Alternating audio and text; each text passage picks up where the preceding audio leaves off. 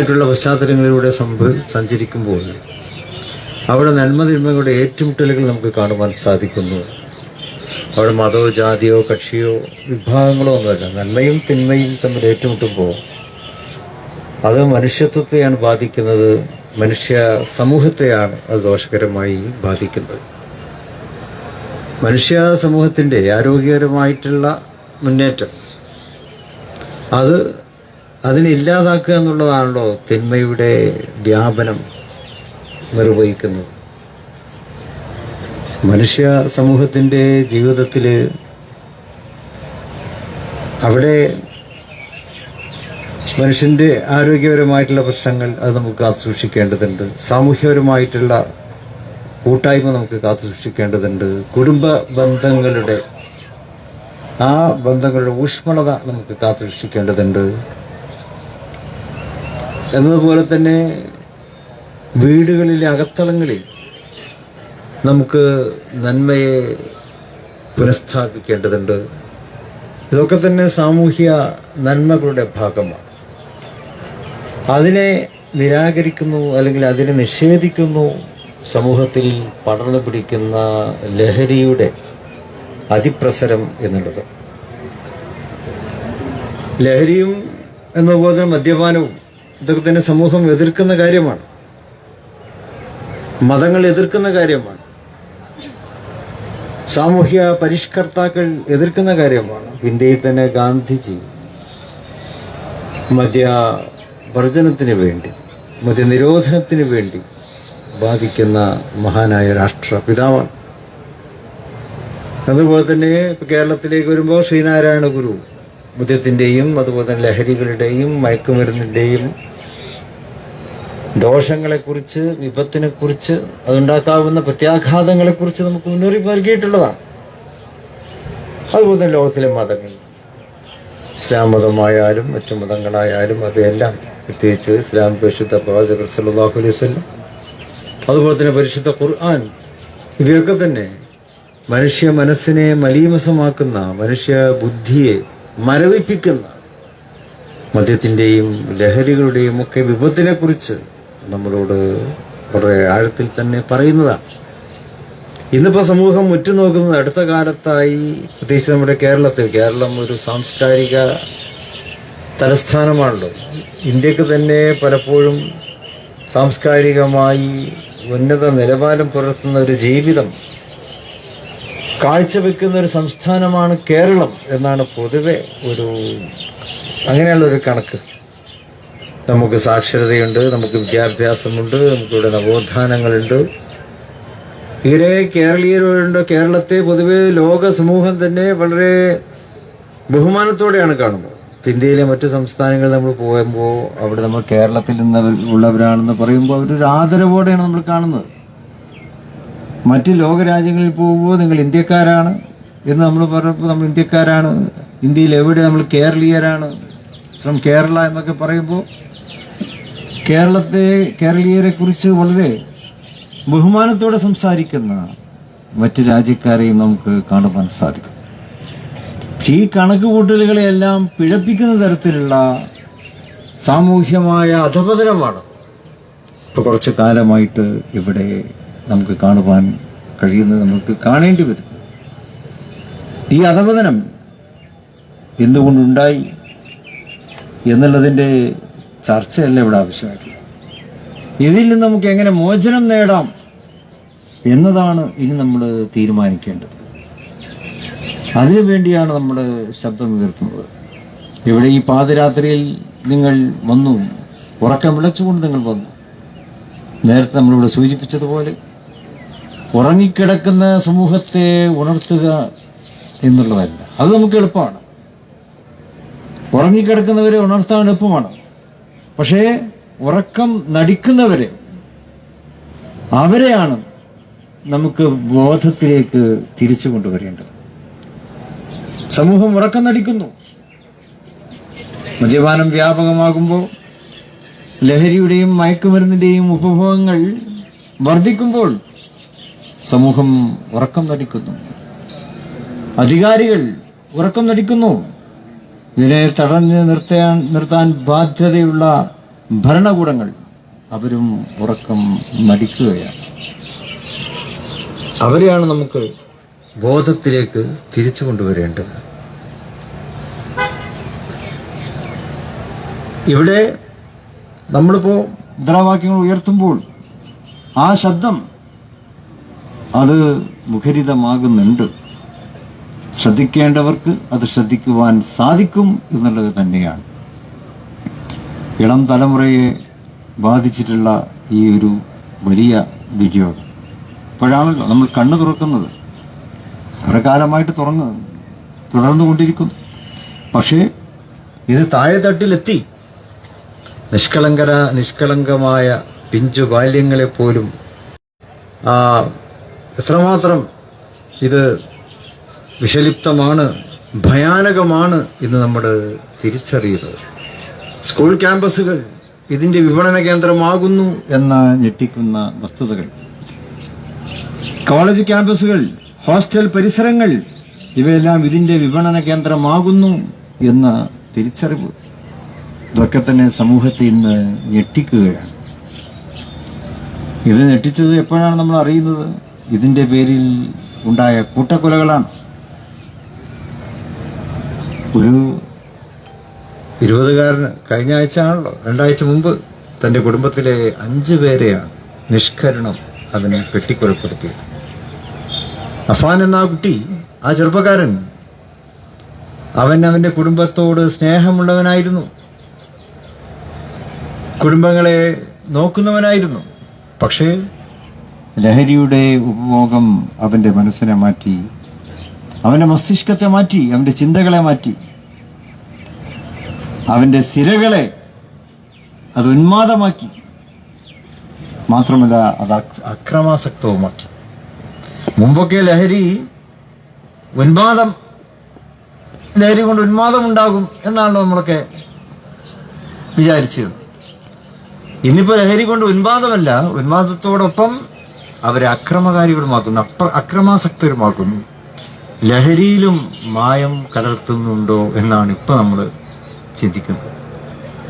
ഈ രീതിയിൽ അക്രമാസക്തമായി സിരകളെയും മസ്തിഷ്കത്തെയും നിയന്ത്രണാതീതമാക്കുന്ന തരത്തിൽ ലഹരി പദാർത്ഥങ്ങളുടെ ഈ വിനിയോഗം, ഇത് തടയേണ്ട സമയം അതിക്രമിച്ചു കഴിഞ്ഞിരിക്കുകയാണ്. ഇതൊരു വ്യക്തിയെ ഇല്ലാതാക്കുന്നു, ഒരു വ്യക്തിയെ അവന്റെ കുടുംബത്തിന് വേണ്ടാത്തവനാക്കുന്നു, സമൂഹത്തിൽ ഒറ്റപ്പെട്ടവനാക്കുന്നു, അവന്റെ കഴിവില്ലാതാക്കുന്നു, അവന്റെ ഊർജത്തെ, അവന്റെ ശരീരത്തിലെ സിരകളെ തളർത്തുന്നു, താൽക്കാലികമായി സിരകളെ ഉണർത്തുന്നു എന്നാണ് ഇവർ പ്രചരിപ്പിക്കുന്നത്. പക്ഷേ അതിന്റെ സ്ഥിരമായ ഉപഭോഗം അവന്റെ സിരകളെ തളർത്തുകയാണ്, അവന്റെ മസ്തിഷ്കത്തെ തളർത്തുന്നു, അവന്റെ ചിന്തകളെ തളർത്തുന്നു. ഇത് കുടുംബത്തിലേക്ക് വരുമ്പോൾ കുടുംബ ബന്ധങ്ങളെ ഇല്ലാതാക്കുന്നു, പൈതൃകങ്ങളെ നശിപ്പിക്കുന്നു, അത് ബന്ധങ്ങളെ അവിടെ വിള്ളലുണ്ടാക്കുന്നു, അത് സമൂഹത്തിൽ വ്യാപിക്കുന്നു, സമൂഹം തന്നെ അതിന്റെ ഇരകളായി മാറുന്നു. മദ്യപാനിയായ അല്ലെങ്കിൽ ലഹരി ഉപയോഗിക്കുന്ന ഒരാൾ അതിന്റെ പേരിൽ അക്രമങ്ങൾ നടത്തുമ്പോൾ അതിന്റെ ഇരകൾ, ആ ഇരകൾ ഒരു പക്ഷേ നിഷ്കളങ്കരായിരിക്കാം, മദ്യം ഉപയോഗിക്കുന്നവനായിരിക്കുകയില്ല, ലഹരി പദാർത്ഥം ഉപയോഗിക്കുന്നവനായിരിക്കുകയില്ല. പക്ഷേ അത്തരക്കാരും ഇതിന്റെ ഇരകളാകും. ലഹരി ഉപയോഗിക്കുന്നവർ മാത്രമല്ല, അതിൽ നിന്നൊക്കെ വിട്ടുനിൽക്കുന്നവരും ഇതിന്റെ ഇരകളാകുന്നു, അവരുടെ കുടുംബവും അതിന്റെ ഇരകളാകുന്നു എന്നുള്ളതാണ്. അവിടെയാണ് ഇതൊരു സാമൂഹ്യമായിട്ടുള്ള തിന്മയും സാമൂഹ്യമായിട്ടുള്ള ഭീഷണിയുമായി മാറുന്നത്. അപ്പോൾ ഇവിടെ നമ്മൾ കുറെ കൂടി ഈ രംഗത്ത് വളരെയേറെ ഉത്തരവാദിത്വത്തോടെ തന്നെ നമ്മൾ പ്രവർത്തിക്കേണ്ടതുണ്ട്. ഈ സാമൂഹ്യ വിപത്തിനെതിരെ ഒറ്റക്കെട്ടായിട്ട് തന്നെ നമ്മൾ ശബ്ദം ഉയർത്താം. പക്ഷെ പലപ്പോഴും നമ്മൾ വിട്ടു നിൽക്കുകയാണ്. എൻ്റെ കുട്ടി മദ്യപിക്കുകയില്ല, എൻ്റെ കുട്ടി മയക്കുമരുന്ന് ഉപയോഗിക്കുകയില്ല എന്ന് ഓരോ രക്ഷിതാവും സ്വയം കണക്ക് കൂട്ടുന്നു. രക്ഷിതാവ് പറയും, ഞാനൊന്നും ഉപയോഗിക്കില്ല, എൻ്റെ കുട്ടികൾ അതിനൊന്നും തയ്യാറാവില്ല. പക്ഷെ വാർത്തകൾ നേരെ മറിച്ചാണ് വരുന്നത്. അപ്പൊ ഇത് പലപ്പോഴും ഇത് നമ്മുടെ കാര്യമല്ല, അത് മറ്റു പലരുടേതുമാണ്, അത് മറ്റു പലരും നോക്കിക്കോട്ടെ എന്ന ആ ഒരു അലസമായ നടപടി, അതിൽ നിന്ന് നമ്മൾ പിന്തിരിയാണ്. ഇത് ഓരോരുത്തരെയും ബാധിക്കുന്ന കാര്യം തന്നെയാണ്. ഇത് സാമൂഹ്യ ദൗത്യമാണ്. ഓരോരുത്തരിലേക്ക് നേരത്തെ ഇവിടെ പറഞ്ഞതുപോലെ, സ്വാഗത പ്രസംഗത്തിൽ പറഞ്ഞതുപോലെ നമ്മുടെ വീടുകളിലേക്കും അരിച്ചെത്തിക്കൊണ്ടിരിക്കുന്നു. നിങ്ങളുടെ വീട്ടിൽ ഒരിക്കലും കള്ളൻ കയറുകയില്ല എന്ന് നിങ്ങൾ കണക്കാക്കരുത് എന്ന് കുറ്റാന്വേഷണ ശാസ്ത്രം പറയുന്നുണ്ട്. നമ്മുടെ വീട് സുരക്ഷിതമായിരിക്കാം, നല്ല മതിലുണ്ടാവും, നല്ല അടച്ചുറപ്പുള്ള വാതിലുകളുണ്ടാവും, ജനലുകളുണ്ടാവും. പക്ഷേ ഒരു ദിവസം നിങ്ങളുടെ വീട്ടിൽ കള്ളം കയറും എന്ന് തന്നെയാണ് കുറ്റാന്വേഷണ ശാസ്ത്രം പറയുന്നത്. അങ്ങനെ നമ്മൾ മനസ്സിലാക്കണമെന്നാണ്. പരിപൂർണമായി നമ്മൾ സുരക്ഷിതരല്ല എന്നതുപോലെ തന്നെയാണ് ലഹരിയുടെ കാര്യത്തിലും നമ്മുടെ കുടുംബവും നമ്മുടെ വീടും സുരക്ഷിതമല്ല. അവിടെ നമ്മൾ അതിന് കരുതിയിരിക്കേണ്ടതുണ്ട്, പ്രതിരോധം തീർക്കേണ്ടതുണ്ട് എന്ന ആ ഒരു ശാസ്ത്രീയമായിട്ടുള്ള സത്യം നമ്മൾ മനസ്സിലാക്കേണ്ടതുണ്ട്. വീടുകളിൽ നിന്ന് നമ്മൾ തുടങ്ങണം. ഇവിടെ നിങ്ങൾ പ്രതിജ്ഞ എടുക്കുവാൻ പോകുന്നു, എന്റെ വീട്ടിൽ നിന്ന് ലഹരിയെ എന്റെ വീട്ടിലേക്ക് ഞാൻ അടുപ്പിക്കുകയില്ല എന്നുള്ളൊരു മുദ്രാവാക്യമാണല്ലോ, ഒരു പ്രതിജ്ഞയാണല്ലോ നിങ്ങളിവിടെ എടുക്കുവാൻ പോകുന്നത്. വളരെ ഏറ്റവും അർത്ഥവത്തായ ഒന്നാണ്. ഈ കാലഘട്ടത്തിന് ഏറ്റവും ആവശ്യമാണ്. സമൂഹത്തിൽ പ്രതിധ്വനിക്കേണ്ട മുദ്രാവാക്യമാണത്, പ്രതിജ്ഞയാണത്. ഓരോരുത്തരും ഏറ്റുപറയേണ്ട പ്രതിജ്ഞയാണ്. ഇത് നമ്മുടെ തലമുറയോട് ചെയ്യുന്ന ഒരു നീതിയാണ്. തലമുറകളോട് ഇന്ന് നമ്മൾ അനീതി ചെയ്തുകൊണ്ടിരിക്കുന്നു. അതുകൊണ്ടാണല്ലോ നിഷ്കളങ്കരായ ബാല്യങ്ങൾ പോലും ഇതിന്റെ ഇരകളാകുന്നത്. നമുക്ക് നമ്മുടെ തലമുറകളോട് നീതി ചെയ്യേണ്ടതുണ്ട്. ആ നീതിയുടെ പ്രഖ്യാപനമാണ് എന്റെ പ്രിയപ്പെട്ട മുസ്ലിം യൂത്ത് ലീഗിന്റെ സുഹൃത്തുക്കൾ ഇവിടെ ഈ പാതിരാത്രിയിൽ മുഴക്കുവാൻ പോകുന്നത് എന്നത് ഏറെ സന്തോഷകരവും അഭിമാനകരവുമാണ്. നമ്മുടെ വീട്ടിൽ നിന്ന് തന്നെ തുടങ്ങുക. വീട്ടിൽ നിന്ന് തന്നെ ലഹരിയെ വിഭാടനം ചെയ്യാനുള്ള ആ ഒരു ഉറച്ച മനസ്സോടെ നമ്മുടെ കുട്ടികളെ നമ്മൾ നിരീക്ഷിക്കണം. നമ്മുടെ അനുജന്മാരെ നമ്മൾ നിരീക്ഷിക്കുക, നമ്മുടെ അനുജത്തിമാരെ നമ്മൾ നിരീക്ഷിക്കുക, നമ്മുടെ വീട്ടിന് ചുറ്റും കറങ്ങുന്നവരെ നമ്മൾ നിരീക്ഷിക്കുക. നമ്മുടെ നാട്ടിൽ ഗ്രാമങ്ങളിലൊക്കെ അസമയങ്ങളിൽ കറങ്ങുന്നവരെ നമ്മൾ നിരീക്ഷിക്കുക. വേണമെങ്കിൽ കൈകാര്യം ചെയ്ത് വിടുകയും ചെയ്യാം. കാരണം ആ രീതിയിൽ ഇവിടെ ലഹരിയെ നമുക്ക് തടഞ്ഞു നിർത്തേണ്ടതായിട്ടൊരു ഉത്തരവാദിത്വം വർദ്ധിച്ചിരിക്കുക. ആ കാര്യത്തിൽ തീർച്ചയായിട്ടും മുസ്ലിം യൂത്ത് ലീഗിന്റെ ഈ യുവ ശബ്ദം ഏറെ കാലിക പ്രസക്തമാണ്. നിങ്ങൾ നടത്തിക്കൊണ്ടിരിക്കുന്ന ഈ നൈറ്റ് അലർട്ടിന് എല്ലാത്തരത്തിലുള്ള ആശംസകളും വിജയങ്ങളും നേർന്നുകൊണ്ട് ഈ പരിപാടിയുടെ ഔപചാരികമായ ഉദ്ഘാടനം നിർവഹിക്കുന്നു. നന്ദി. ജയ് ഹിന്ദ്.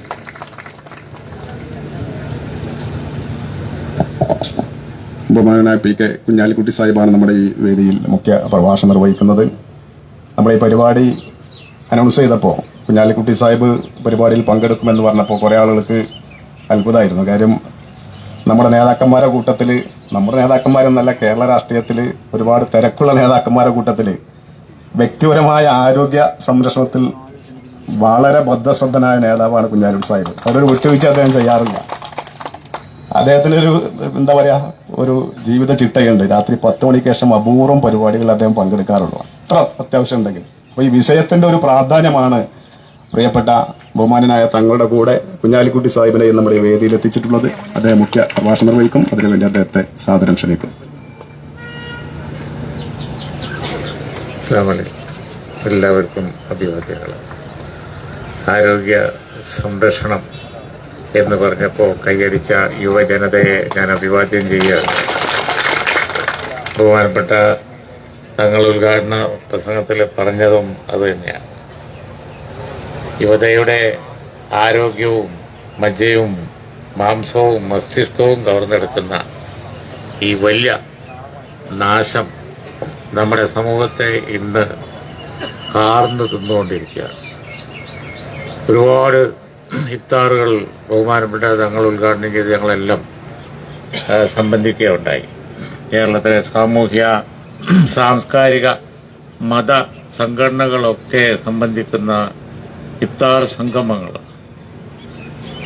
ഓരോ തവണ ഓരോ വിപത്തുകളാണ് ചർച്ചയ്ക്ക് വരല്. ഈ തവണ എല്ലാവരും ഈ ഒരു കാര്യം, സമൂഹത്തിൽ വന്നിരിക്കുന്ന ഈ ദുരന്തം നമുക്കറിയാം രാജ്യങ്ങൾ നശിച്ചുപോയിട്ടുണ്ട് ഈ ഒരൊറ്റ കാര്യം കൊണ്ട്. അതുകൊണ്ടാണ് ലോകത്തുള്ള പല രാജ്യങ്ങളും ഈ ഒരു വിപത്തിനെതിരായി കടുത്ത പണിഷ്മെന്റ്, ക്യാപിറ്റൽ പണിഷ്മെന്റ് തന്നെ. അഡ്വാൻസ്ഡായ രാജ്യങ്ങൾ പോലും മയക്കുമരുന്നിനെതിരായി വലിയ നിയമങ്ങളാണ്. അങ്ങനെയുള്ള ഒരു സമയത്താണ് നമ്മുടെ കൊച്ചു കേരളം, നമ്മളെപ്പോഴും അഭിമാനത്തോടു കൂടി പറയുന്ന കേരളം, ഇവിടെ മയക്കുമരുന്നിന്റെ ഒരു വലിയ മാഫിയയുടെ കേന്ദ്രമായി, നമ്മളൊക്കെ കരുതിനേക്കാൾ വലിയ കേന്ദ്രമായി. ഇവിടെ നമ്മളെ ജനസംഖ്യയോളം തന്നെ സഹോദര സ്റ്റേറ്റുകളിലെ ആളുകളും ഒക്കെ കൂടി ജീവിക്കുന്ന ഈ സ്ഥലത്ത് യാതൊരു നിയന്ത്രണവും ഇല്ലാതെ പലതരത്തിലുള്ള മയക്കുമരുന്നുകൾ, MDMA, അതുപോലുള്ള കെമിക്കലുകളാണ് ബോധം കെടുത്താനുള്ളത്. ഓപ്പറേഷൻ ഉപയോഗിക്കുന്നത് വേദന സംഹാരികൾ തുടങ്ങി സകല സാധനങ്ങളും പല രൂപത്തിൽ ഇറങ്ങുന്ന ദിവസം വാർത്ത വന്നുകൊണ്ടിരിക്കുന്നു. അതിന്റെ അനന്തരഫലമാണ് വലിയ ക്രൂവൽറ്റി. ഇവിടെ ഇപ്പോൾ താങ്കൾ പറഞ്ഞതുപോലെ സ്വാഗത പ്രസംഗത്തിലൊക്കെ പറഞ്ഞതുപോലെയുള്ള സംഭവങ്ങൾ അനുദിനം ചാനലുകൾ തുറക്കാൻ പറ്റൂല, വാർത്ത നോക്കാൻ പറ്റൂല, വാർത്താ മാധ്യമങ്ങൾ ഒന്നും നോക്കാനേ പറ്റൂല. അവർക്ക് റിപ്പോർട്ട് ചെയ്യല്ലാതെ വഴിയില്ല. അത്രക്ക് ക്രൂരമായ സംഭവങ്ങൾ അനുദിനം നടക്കുക. ആരെയാണ് ഇതിന് ആദ്യം പഴിക്കേണ്ടത്? ആദ്യം പഴിക്കേണ്ടത് ഭരണം നടത്തുന്നവരെ തന്നെയാണ്, യാതൊരു സംശയവും ആ കാര്യത്തിൽ. ഭരണം നടത്തുന്നവർക്കാണ് ഉത്തരവാദിത്വം. നടപടി വേണം, നടപടി ഇല്ലാതെ നടക്കൂല. നമുക്കറിയാലോ, ആന്റണി സർക്കാരിന്റെ കാലത്ത് ഇവിടെ ഇതേപോലെയുള്ള വലിയ ചാരായം കൊണ്ടില്ല ബുദ്ധിമുട്ടുണ്ടായി. ചാരായം കൊണ്ട് ആളുകൾ ഒരുപാട് വിപത്ത്, ആരോഗ്യം കാർന്നു നിന്നു, രോഗം വർദ്ധിക്കുന്നു. അതുപോലെ തന്നെ ചാരായം വ്യാപകമായി ഉപയോഗിക്കുന്നതുകൊണ്ടുള്ള ദൂഷ്യഫലങ്ങളൊക്കെ അത് ഇതിന്റെ ഒന്നും അടുത്തൊന്നും വരൂല. അന്ന് ചാരായ നിരോധനം നടത്തി ഒരുപാട് സമരങ്ങൾ അതിനെതിരായി ഇപ്പോഴത്തുള്ള ഭരണകക്ഷി കൊണ്ടുവന്നു. അവരുടെ യുവജന സംഘടനകളും ബാക്കിയുള്ളവരും ഒക്കെ അന്ന് അതിന് തൊഴിൽ നഷ്ടത്തിന്റെ പേരിലൊക്കെ അന്ന് അവരൊരുപാട് പ്രക്ഷോഭത്തെ ഉറച്ചു നിന്ന് ചാരായ നിരോധനം മുമ്പോട്ട് കൊണ്ടുപോയി. അന്നത്തെ സംഭവങ്ങൾ എല്ലാവർക്കും ഓർമ്മ ഉണ്ടാവും. ക്രൈം റേറ്റുകൾ കുത്തനെ താഴോട്ട് വന്നു. കുറ്റകൃത്യങ്ങളുടെ സ്റ്റാറ്റിസ്റ്റിക്സ് നോക്കുമ്പോൾ ഇല്ല, കുറ്റകൃത്യങ്ങൾ കുത്തനെ കുറഞ്ഞു. ചാരായ നിരോധനം. ഇന്നത്തെ കുറ്റകൃത്യങ്ങളിൽ ബഹുഭൂരിപക്ഷവും ഈ പറയുന്ന ലഹരി കൊണ്ട് ഉണ്ടാവുന്നതാണ്. എങ്ങനെ നിയന്ത്രിക്കാനാണ്? ഇവിടെ ഒരു ഗവൺമെന്റ് ഉണ്ട്. ഗവൺമെന്റിന് എന്താ ഒന്നും ഒരു പ്രശ്നമല്ല. കാട്ടാന വന്നാലും സിംഹം വന്നാലും ആളെ പിടിച്ചാലും ആളെ പിടിച്ച് തിന്നാലും അവരനങ്ങൂല. അതുപോലെ തന്നെ ഈ പറഞ്ഞതുപോലെ മദ്യവും അതുപോലെ തന്നെ ലഹരിയും നാടിനെ കീഴടക്കി കോമ്പൗണ്ടുകളിൽ കുട്ടികൾ സ്കൂൾ ബാഗിലൊക്കെ ഇട്ട് വന്ന് വെക്കുന്നുണ്ടെന്ന് പറഞ്ഞാലും അവരനങ്ങൂല. ഇതുമാതിരിയുള്ളൊരു ലൂസായ ഗവൺമെന്റ്, അതാണ് ഈ കുറഞ്ഞ സമയത്ത് അവരെ ഭരണത്തിന്റെ ഉള്ളിൽ കേരളത്തിന്റെ ഈ രൂപമാറ്റത്തിന് കാരണം. അതാണ് ഈ രൂപമാറ്റം ഉണ്ടായത്. അങ്ങനെ അല്ല, ഇങ്ങനൊരു കേരളം ഇതിനു മുമ്പ് കണ്ടിട്ടില്ല. അവരുടെ ഒരു ഫിലോസഫിയും തത്വമൊക്കെ എന്താ, ഞങ്ങളെ സംഗമങ്ങളിലൊക്കെ ഇത് വലിയ ചർച്ചയുണ്ടായി. അതൊക്കെ തന്നെയാണ് ഇതിന്റെ കാരണം. നമ്മളെപ്പോഴും പറയുന്നതാണ് മത സംഘടനകൾ, അത് മുസ്ലിം സംഘടനകൾ മാത്രമല്ല, എല്ലാ മതവിശ്വാസികളും നിരന്തരം പറഞ്ഞുകൊണ്ടിരിക്കുന്ന ചില കാര്യങ്ങളുണ്ട്. നിരന്തരം പറഞ്ഞുകൊണ്ടിരിക്കുന്നത് ധർമ്മബോധം, ഏക ദൈവവിശ്വാസം, അതിൽ ഊന്നിയ കുടുംബം, അതുപോലെ ധർമ്മം, ബാക്കി കാര്യങ്ങളും ഒക്കെ പറയുന്നതൊക്കെ ഒരു പഴഞ്ചൻ ഇടപാടാണ്. അത്തരം കാര്യങ്ങളൊന്നും ഇവിടെ വേണ്ട. സ്വാതന്ത്ര്യമാണ്, ലിബറലിസം, സ്വാതന്ത്ര്യമാണ് വേണ്ടത്. പാഠ്യപദ്ധതി ലിബറലാക്കണം. വേഷവിധാനങ്ങൾ ആൺകുട്ടികളും പെൺകുട്ടികളും ഒക്കെ ഒരേപോലെ ആക്കണം. അതുപോലെ തന്നെ ബാക്കി കാര്യങ്ങളൊന്നും മതചിഹ്നങ്ങളൊന്നും പാടില്ല. കുടുംബം നിർബന്ധമല്ല, ഇഷ്ടമുള്ളവർ, അങ്ങനെയൊക്കെയുള്ള തികച്ചും പാശ്ചാത്യവൽക്കരണം ഇപ്പോഴത്തെ ഈ ഇടതുപക്ഷ ഗവൺമെന്റും ബാക്കിയുള്ളവരൊക്കെ ഒരു നയമായി സ്വീകരിച്ച് ലിബറലിസം അത് വലിയ വ്യാപകമായി നടപ്പിലാക്കി. അതാണ് ഇപ്പോഴത്തെ നിയമം എന്ന് പറഞ്ഞ് പുതിയ ജനറേഷനെ വഴിതെറ്റിച്ചതിന്റെ കൂടി അതിന്റെ നമുക്കറിയാം, സോഷ്യൽ മീഡിയ പോലെയുള്ള ആധുനിക സാങ്കേതിക വിദ്യകൾ മുഖാന്തരം തുരുതുരാ പ്രചരിപ്പിക്കാനുള്ള വഴിയുണ്ട്. പിന്നെ വിപത്തിന് വേറെവിടെയെങ്കിലും പോണോ? പ്രായപൂർത്തി ആയവർക്കും പ്രായപൂർത്തി ആകാത്ത കുട്ടികൾക്കും ഒന്നും ഒരു ശാസന പോലും പാടില്ല. ഇവിടുത്തെ നിയമമാണ് മനുഷ്യപ്രകൃതിക്ക് യോജിച്ചതാണോ? കുട്ടികളെ നല്ലത് പറഞ്ഞു കൊടുക്കണ്ടേ, നേർവഴിക്ക് കൊണ്ടുവരണ്ടേ? പക്ഷെ മിണ്ടാൻ പാടില്ല. അധ്യാപകന് കുട്ടിയെ പേടി, അതുപോലെ തന്നെ രക്ഷിതാക്കൾക്ക് സ്വന്തം പിതാവിനും മദറിനും ഒക്കെ കുട്ടികളോട് ഒന്നും പറയാൻ പാടില്ല. ഈ ആദ്യമൊക്കെ ഒരു നിയമം, തലതിരിഞ്ഞ കുറെ നിയമങ്ങളും തലതിരിഞ്ഞ് അതിന്റെ പ്രചാരകരും ഒക്കെ ആയി മാറി ഭരണക്കാരും അതുപോലെ തന്നെ അവർക്ക് വേണ്ടി കൊയിലോതുന്ന ആളുകളും നമ്മളെന്നും ഇതിനെ എതിർത്തിട്ടുണ്ട്. ഈ ലിബറലിസത്തെ നമ്മൾ എതിർത്തിട്ടുണ്ട്. ഇത്രയധികം സ്വതന്ത്രമായി വിട്ടതാണ്. ആരും ഉപദേശിക്കാൻ പാടില്ല, മിണ്ടാൻ പാടില്ല. പിന്നെ എന്താ ഒരു കുട്ടിക്ക് ആരെ പേടിക്കണം? ഒന്നുമില്ലല്ലോ. അപ്പൊ ഈ തരത്തിലുള്ള കുടുംബം വേണ്ട, ഒന്നും വേണ്ട എന്നുള്ള തരത്തിലുള്ള ഈ മോഡേൺ ചിന്താഗതി ഒരു അമിത കയറൂരി വിട്ടുക, അത് ശരിയല്ല. അതാണ് മതസംഘടനകളും അതുപോലെ മതസംഘടനകൾ എന്ന് പറയുമ്പോൾ ഒരു മതത്തിന്റെ അല്ല, എല്ലാ മതങ്ങളും പറയുന്നത് ധർമ്മത്തിലൂന്നിയ കാര്യങ്ങൾ വേണം, കുടുംബത്തിന് പ്രാധാന്യം കൊടുക്കണം, കുട്ടികളെ ഉപദേശിക്കണം, ശാസിക്കണം. അത് തെറ്റില്ല. അപ്പൊ അതിന്റെ ഇതാണ് ഇന്നിപ്പോ വാർത്താ മാധ്യമങ്ങളൊക്കെ പലപ്പോഴും ഈ തരം ലിബറലിസത്തിന്റെ പ്രചാരകരാണ്. പക്ഷേ ഇപ്പോ ഈ കുറ്റകൃത്യങ്ങളെല്ലാം കൂടി കണ്ട് അവർ അന്തം വിട്ട് ചെറുതായിട്ടൊക്കെ ഈ മതസംഘടനകളൊക്കെ പറയുന്നതിൽ, ഈ സാംസ്കാരിക സംഘടനകളൊക്കെ പറയുന്നതിലൊക്കെ കാര്യമുണ്ട് എന്നുള്ള തരത്തിലേക്ക് സ്വരമാറ്റമുണ്ട്. നമ്മുടെ സ്റ്റേറ്റ് ഇങ്ങനെ സ്ഥിതിയിലേക്ക് പോകും എന്ന് നമ്മൾ കരുതിയിട്ടില്ല. അതുകൊണ്ട് ശക്തമായ പ്രതിരോധം തന്നെ വേണം. നടപടി എടുക്കുന്നില്ല എങ്കിൽ നടപടി നമ്മളെടുക്കും. അതാണ് നമ്മളെടുക്കും, ചെറുത്ത് നിൽക്കും, ജനങ്ങള് ചെറുത്ത് നിൽക്കും. അങ്ങനെ പല രാജ്യങ്ങളിലും ഉണ്ടായിട്ടുണ്ട്. മദ്യവും മയക്കുമരുന്നും ഒക്കെയായി ഭരണാധികാരികൾ ആളുകളെ ഉറക്കിക്കെടുത്താൻ നോക്കിയപ്പോ, അവരുടെ ഭരണ സംരക്ഷണത്തിന് വേണ്ടി ഉറക്കിക്കെടുത്താൻ നോക്കിയപ്പോ ജനങ്ങൾ ഉണർന്ന ചരിത്രം പല രാജ്യങ്ങളിലും ഉണ്ടായിട്ടുണ്ട്. അതിനെതിരായി ശക്തമായ പ്രതിരോധം സൃഷ്ടിച്ചു. യുവജനങ്ങൾ തന്നെയാണ് രംഗത്ത് വരേണ്ടത്. നിങ്ങളുടെ ഭാവിയാണ് ഇവിടെ ചോദ്യം ചെയ്യപ്പെടുന്നത്, നിങ്ങളുടെ അവസരങ്ങളാണ് ചോദ്യം ചെയ്യപ്പെടുന്നത്. നിങ്ങൾക്കുള്ള, നമ്മുടെ സമൂഹത്തിനുള്ള വലിയ ഈ വരാൻ പോകുന്ന തലമുറകൾക്കുള്ള വലിയ ഭീഷണിയാണിത്. ഇത്രത്തോളം എത്തിക്കഴിഞ്ഞ സ്ഥിതിക്ക് ഇനി നമുക്ക് നോക്കി നിൽക്കാൻ കഴിയില്ല എന്നുള്ള നിലയിൽ മുസ്ലിം യൂത്ത് ലീഗ് ഇറങ്ങിയത് നന്നായി. നമുക്ക് എല്ലാവരും ഒരു തുടക്കം മാത്രമാവണം, നിർത്താൻ പാടില്ല. ക്യാമ്പയിൻ വളരെ ശക്തമാണ്. മത സാമൂഹ്യ സാംസ്കാരിക സംഘടനകളൊക്കെ ഒരുമിച്ച് ചേർന്നപ്പോൾ അവരൊക്കെ ക്യാമ്പയിൻ ചെയ്യാൻ തീരുമാനിച്ചിട്ടുണ്ട്. ആ കാര്യത്തിൽ ആരോടും സഹകരിക്കാൻ നമ്മൾ തയ്യാറാണ്. അവിടെ മറ്റൊരു ഭിന്നിപ്പുമില്ല, ഒന്നുമില്ല. ആരുമായും സഹകരിക്കാൻ തയ്യാറാണ്, ക്യാമ്പയിൻ ചെയ്യാൻ. പക്ഷേ ഭരിക്കുന്ന ഗവൺമെന്റിന്റെ ഭാഗത്ത് നിന്ന് നമ്മൾ പ്രതീക്ഷിക്കുന്ന നടപടികളില്ലാതെ തരത്തിൽ ഒരു കാലത്തും മയക്കുമരുന്നുകളെയും മദ്യത്തെയും ഒന്നും കൺട്രോൾ ചെയ്യാൻ കഴിഞ്ഞിട്ടില്ല. അതിനു പകരം സർക്കാർ കൊടുത്തുകൊണ്ടിരിക്കുന്ന ഒരു മെസ്സേജ്, ഇത്രയധികം ലഹരി വ്യാപിക്കുമ്പോൾ അവർക്ക് ബ്രൂവറി തുറക്കണ തരത്തിലാണ്. ആ ബ്രൂവറി തുറക്കുന്നതിനേക്കാൾ ആപത്താണ് ഇപ്പൊ ബ്രൂവറി തുറക്കുന്നതിന്റെ മെസ്സേജ്. ഇതൊക്കെ വെറുതെ പറയണേ, ഇതിലൊന്നും വലിയ കാര്യമില്ല. ഇവിടെ ഇപ്പോ ബ്രൂവറി വരികയാണല്ലോ, ഇവിടെ ബ്രൂവറിക്ക് യാതൊരു കുഴപ്പമില്ല, വരികയാണല്ലോ. ഒരു സാമാന്യ യുവതി ചിന്തിക്കുന്ന ആ തരത്തിലൊക്കെയാണ്. അവ ഭരണക്കാരും മദ്യത്തെയും മയക്കുമരുന്നിനെയും ഒക്കെ പ്രോത്സാഹിപ്പിക്കുകയാണ് എന്നാണ് അതിന്റെ മെസ്സേജ്. അത് അതിലേറെ അപകടമാണ്. അതുകൊണ്ട് നമ്മൾ ചെറുക്കും, കേരളം മടുത്തിരിക്കുകയാണ്, യാതൊരു സംശയവുമില്ല.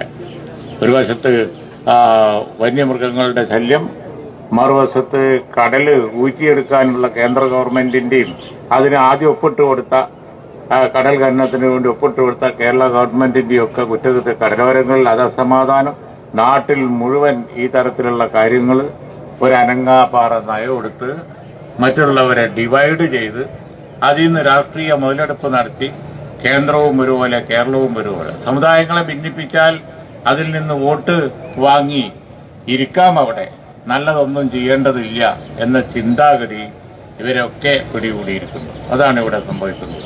ആ വഞ്ചനയിൽ വീഴാതെ എല്ലാവരും ഒറ്റക്കെട്ടായി ഉണർന്ന് ഇതിനെതിരെ പ്രതിരോധം സൃഷ്ടിക്കേണ്ടതുണ്ട്. അത് തന്നെയാണ് യൂത്ത് ലീഗ് ഇന്ന് അർദ്ധരാത്രി ഇവിടെ ചെയ്തുകൊണ്ടിരിക്കുന്നത്. വളരെ അധികം ശ്ലാഘനീയമായ ഈ കാര്യം. രാത്രി ഉറക്കമൊഴിച്ചിരുന്നും ഇതിന്റെ പ്രചാരം നടത്തുന്നു. അതൊരു തുടക്കമാണ്. ഇതിന് അവസാനമില്ല, മയക്കുമരുന്ന് അവസാനിച്ചിട്ടല്ലാതെ എന്ന മെസ്സേജുമായുള്ള ഈ സമരത്തിന് എല്ലാവിധ അഭിവാദ്യം.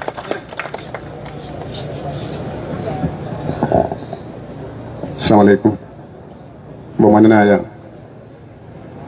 നമ്മുടെയൊക്കെ നേതാവ് സയ്യിദ് സാദിഖ് അലി ശിഹാബ് തങ്ങൾ, പി കെ കുഞ്ഞാലിക്കുട്ടി സാഹിബ് ഉൾപ്പെടെയുള്ള ഏറെ ബഹുമാനരായ നേതാക്കളെ, ഈ പ്രതിഷേധ സമരത്തിൽ പങ്കെടുക്കാൻ വേണ്ടി എത്തിച്ചേർന്നിട്ടുള്ള ഏറെ പ്രിയപ്പെട്ട സഹപ്രവർത്തകര്, നമ്മളൊക്കെ വലിയ ആവേശത്തിലാണ്. അതിന്റെ പ്രധാനപ്പെട്ട കാരണം ഇന്ന് നാട് ആഗ്രഹിക്കുന്ന ഒരു വലിയ പ്രതിരോധത്തിനാണ് നമ്മൾ നേതൃത്വം കൊടുത്തുകൊണ്ടിരിക്കുന്നത് എന്നുള്ളതാണ്. മറ്റൊരു കാര്യം, ആ പ്രതിരോധത്തിന് നമ്മുടെ കൂടെ ഈ അർദ്ധരാത്രിയിലും നേതൃത്വം കൊടുക്കാൻ നമ്മുടെ പ്രിയങ്കരായ സാദിഖ് അലി ശിഹാബ് തങ്ങളും പി കെ കുഞ്ഞാലിക്കുട്ടി സാഹിബും ഉൾപ്പെടെയുള്ള നേതാക്കൾ കൂടിയുണ്ട് എന്നുള്ളതാണ് അതിന്റെ ഏറ്റവും വലിയ പ്രത്യേകത. നമ്മൾ ഇന്ന് രാത്രി നേരം പുലരുവോളം ഇവിടെ ഇരിക്കുകയാണ്.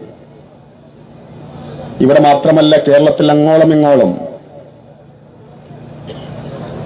ഈ സംസ്ഥാനത്തിന്റെ 14 ജില്ലാ കേന്ദ്രങ്ങളിലും യൂത്ത് ലീഗ് നേതാക്കളും പ്രവർത്തകരും പുലർച്ചെ വരെ ഇരിക്കുകയാണ്.